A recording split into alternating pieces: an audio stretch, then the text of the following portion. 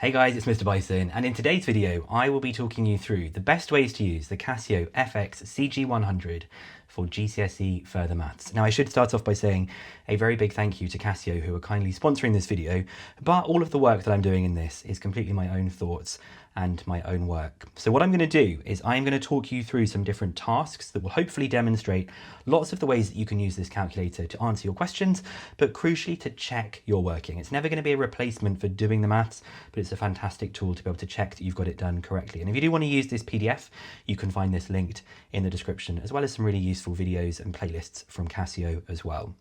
So let's get started with this straight away. For the first set of things we're going to do, it says equation mode tasks, and we're going to solve the following set of simultaneous equations. So of course, I'm going to go down to equation, which is at the bottom at A. So it's that kind of one in there. And I'm just going to hit the OK button for this.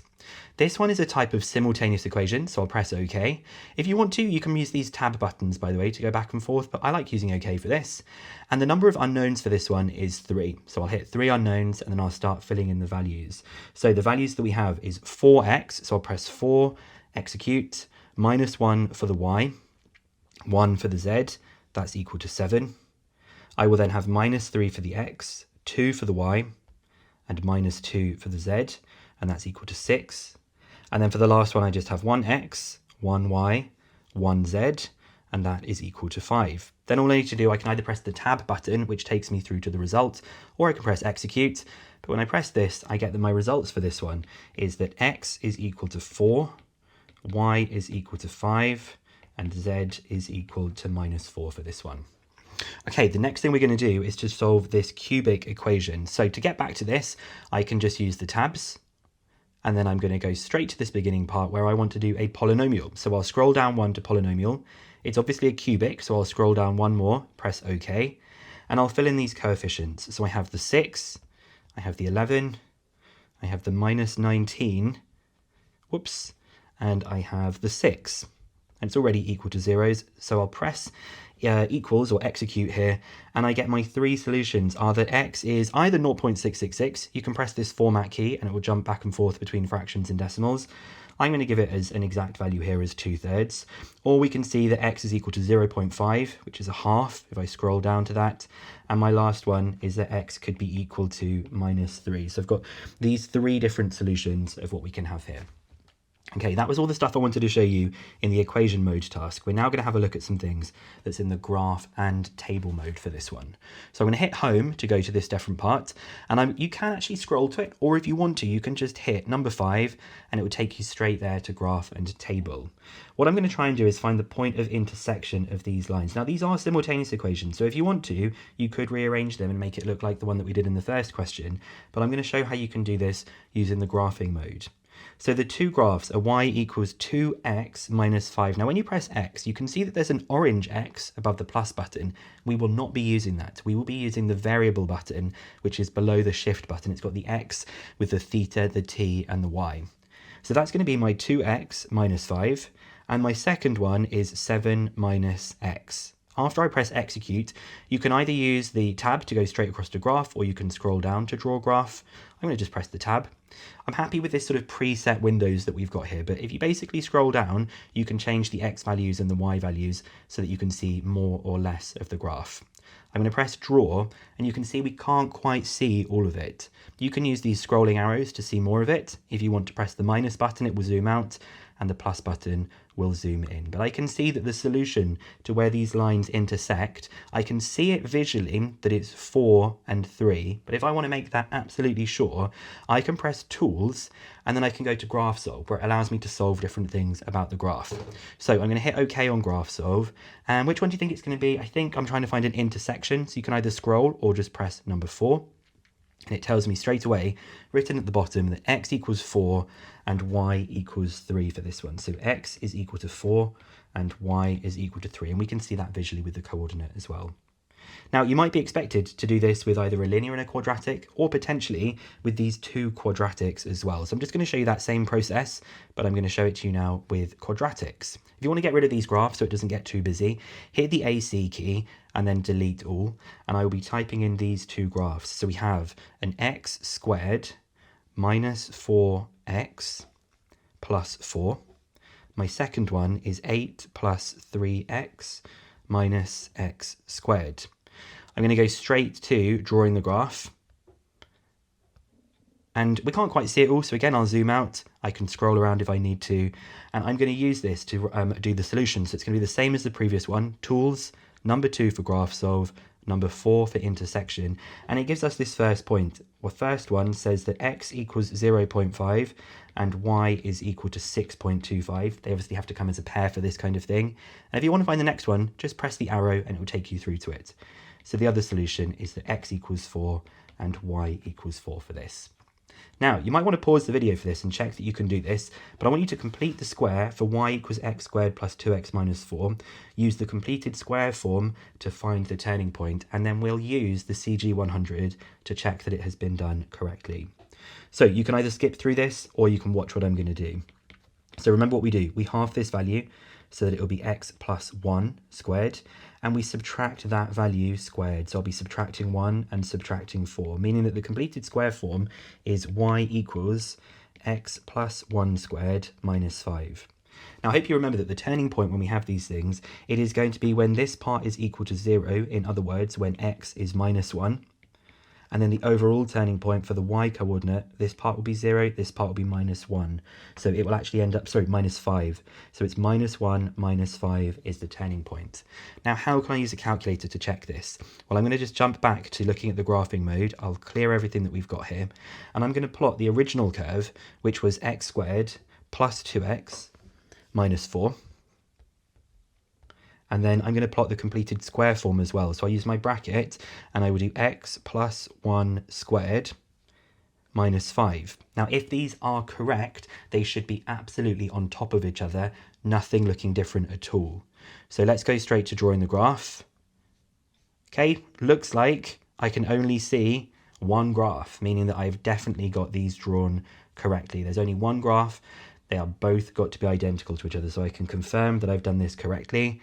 And it wants me to find the turning point, so I thought this would be a good opportunity to show you another tool. I'm going to go to number 2 for graph solve. A turning point is either a minimum value or a maximum value. In this case, it's a minimum value, so I'll hit number 3. And it's flashing one of the graphs because we can choose between them. They're actually the same graph. If you press the arrow, we will be kind of like flicking between them. If you press the up or down arrow in this case, y1 is the red one, y2 is this red one, excuse me. So it's kind of like flashing between them, but we can see they're identical. It doesn't matter which one I do it with. I will hit execute, and we do get that the minimum turning point is minus 1, minus 5, as shown by the x and y coordinate there. Another question you might like to try in your own time, pause the video and have a go, but I'm going to very quickly walk through the maths of this, and then we'll use the graphics calculator to show how this works. So the point P with coordinate 3, 12 lies on the curve y equals 7x minus x squared. The tangent to the curve meets the y-axis at r. Determine the coordinates of r. Okay, so I think I need to find the tangent to the curve. I'm sure you remember this. This means we need to differentiate this thing. 7x will differentiate to 7, and x squared will differentiate to minus 2x. I'm trying to find the gradient at the point P, so that is when x is equal to 3. In other words, dy by dx is going to be 7 minus 2 times 3. 7 minus 6 is 1. So this means the equation of the tangent is going to be the form y equals mx plus c. The gradient is 1, so it's just going to be y equals x plus c. And we're going to try and put these values straight into this. So the y value is 12, and so the x value is 3, which means the value of c is 12 minus 3, which is 9. So our equation is y equals x plus 9. And we're trying to find out when does this tangent meet the y-axis. We want to find out where r is. Well, it meets the y-axis. We can see that this is the y-intercept right here. So it meets the y-axis at 9, meaning that the coordinate is 0, 9. Now let's see how we can check this answer by using the graphics calculator. So I'm going to jump back to this previous mode. I'm going to clear all of the things that we've got here, and I'm going to put in 7x minus x squared. And then I'm also going to put the tangent in, which we have just said is y equals x plus 9. I'm going to draw the graph. You know what? I'm going to just make sure that my preset windows, I'm going to go back to what it was originally as the initialize, and I will press draw. Can't see it all, so I'm going to zoom out for this. And as I scroll up, you can see that we have got that tangent that has been drawn. But to be sure, to be absolutely sure this is a tangent, I hope you remember that the definition is they only cross once. So I'm just going to check that by going to Tools. I'm going to go to Graph Solve, and I'm going to go to Intersection. And it says it's 312, which is the coordinate of P. If I use these arrows, there are no other intersections, which means it is definitely the tangent. If we want to double check that it is crossing at 9, there's a couple of ways I can do this. I just pressed back. I can either zoom in and just kind of have a look at the graph like this. What I can also do is make the calculator find the y-intercept. So I'm going to hit Tools. I'm going to go to Graph Solve again. On the next page down, there is one for y-intercept. And we can choose between the one that's flashing, which isn't the one I was looking for, and the other one, which I can scroll with the down button. I will press OK to say that's where I want to find the y-intercept. And it does confirm that that coordinate of r is 0, 9. So we've definitely done that question correct. One more on the graph mode that we've got here. We're going to find the range of the graph, y equals 2 times 3 to the power of x. Crucially, it is only for x values between -1 and 2. So let's go here, clear the graphs. I'm going to type this in as 2 brackets 3 to the power of is the one that's beneath the down arrow. And of course, I fill that in with the x that we've got here. Scroll to the right, close the brackets, and I'm going to go straight to draw graph. And we're going to have a look at what's going on. Now, it doesn't look quite where I wanted it, so I'll scroll around to see what I've got. And I might even zoom in a bit so I can get a bit of an idea of what's going on. Now, x is only allowed to be between -1 and 2. The range is actually saying what are the y values that we could be getting between -1 and 2. Well, let's try and find out what is the value when x is -1. And here's a neat tool that we can use. If I press Tools, instead of going to Graph Solve, I'm going to press number 3, which is Trace. It basically allows you to trace all the way along the graph by using these arrows. But I want to go specifically to x is -1. So I'm just going to type -1, and it knows that that's what I want. And when x is -1, y is 2/3. So the lower value for this is going to be that 2/3 is going to be the lowest thing that the y value can be. Because it says it's greater than that, y will have to be greater than 2/3. If I press 2 to find out what x is, it's not shown on the graph, but it is that y is 18. Okay, if I zoom out for a second, let me just press back. And then I will zoom out. I'm still on that mode, so silly me. I'll go back again. I can scroll up and zoom out so we can actually see what it's doing here. When I go back to Tools and number 3 for Trace, if x is 2, it shows me that y is 18. So that means that the graph can give us any of the values between 2 and 18 in this case. It's only that middle section. And this one is going to be or equal to because of this one. Okay, last thing we're going to do are some tasks using the calculate mode. So I'll hit the home button and I will press number 1 for calculate here. Now, you have to show the method of how you do this, but this is a fantastic way of checking that you have got the correct answer. So we're going to pretend we did this integration, we used these limits and we got the answer 87/2. We're going to check that we're right. Now, there's no button for integration here, so I'm going to press catalog, and the one that you're going to be using most of here is going to be function analysis. So I'll scroll down to function analysis and press OK. Or you could just use the numbers. I'm going to be doing integration, which is number 3. The function is x squared minus 2 plus x. X squared minus 2 plus x. And I'm going to put the brackets around it just to make it really clear, to make it look like exactly the thing that I was starting off with, okay? If it will let me scroll all the way through, perfect. The limits that we have are 2 and 5. So I'm going to say that the limits are 2 and 5 as I scroll through. Why am I not getting to that limit? There we go. 5 for the top one, 2 for the bottom one. I'll press execute, and we do have the answer, 87/2. We can also use this to check that we've done differentiation and substituted the values in correctly. So it's saying here, verify that the first derivative of x minus 4x cubed when x is 2 is minus 47. If you were doing the full method, you would differentiate this and substitute that x is 2. But let's say we're just double checking it. I will go to catalog. It's also in function analysis, number 2, and we're looking at the first derivative. So I'm going to fill inside that bracket the function, which is x minus 4x cubed. And there's that line to say, what is the value of x that you want to evaluate it at? We want to evaluate it when x is 2. So I'll scroll right to that part, press 2, and I'm expecting the answer, minus 47. The last one wants us to, not the last one, the third one wants us to calculate 7 factorial times 4 factorial, which gets used in like combinatorics types maths that we've got.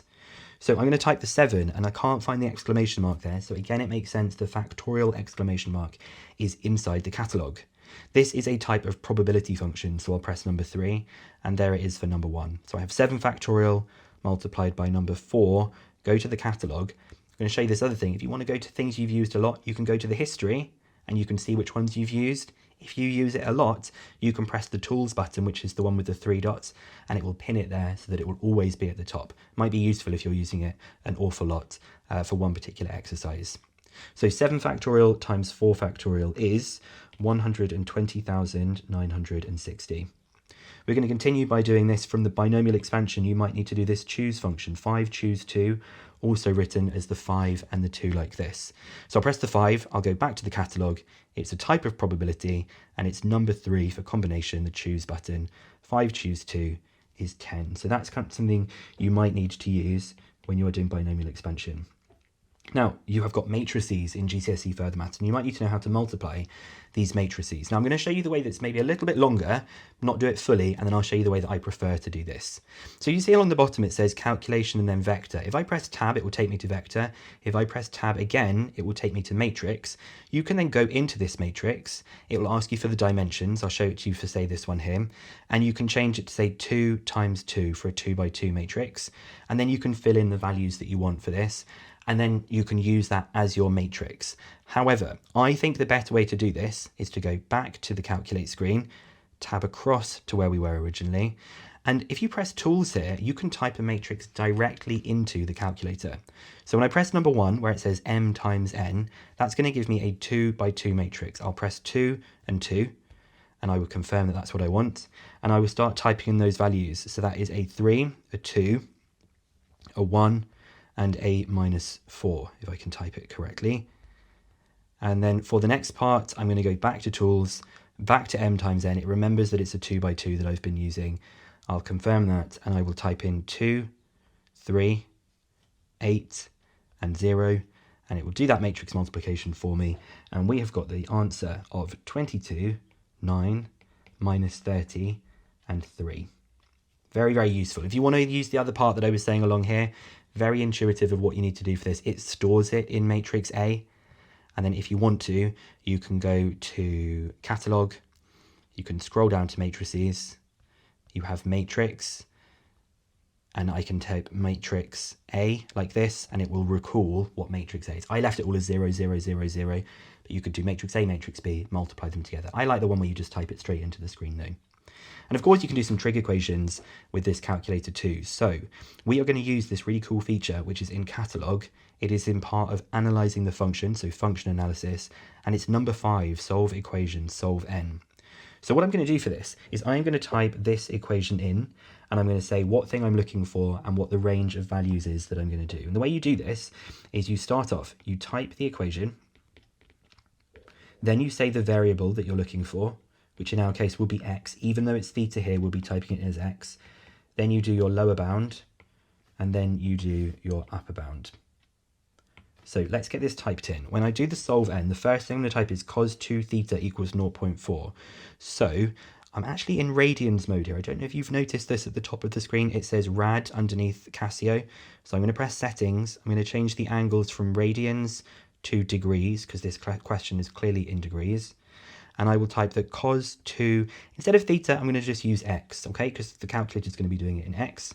Equals is the shift and the left button, the left bracket button. So cos 2x equals 0.4. I'm then going to press comma. I'm going to tell them that I want them to solve it for x.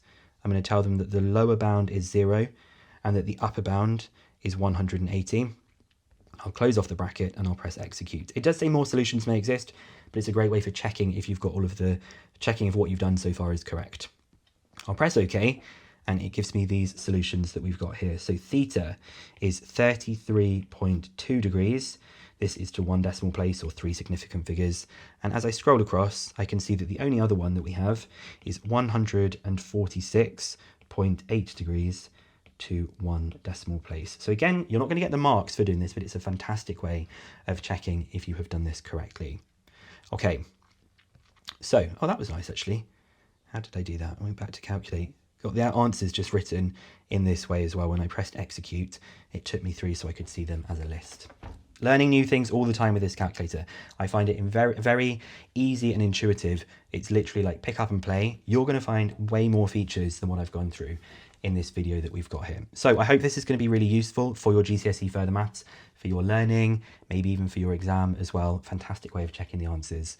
And I just want to say another big thank you to Casio for sponsoring this video. And I hope I might see you guys in another video sometime soon. Thanks guys, bye.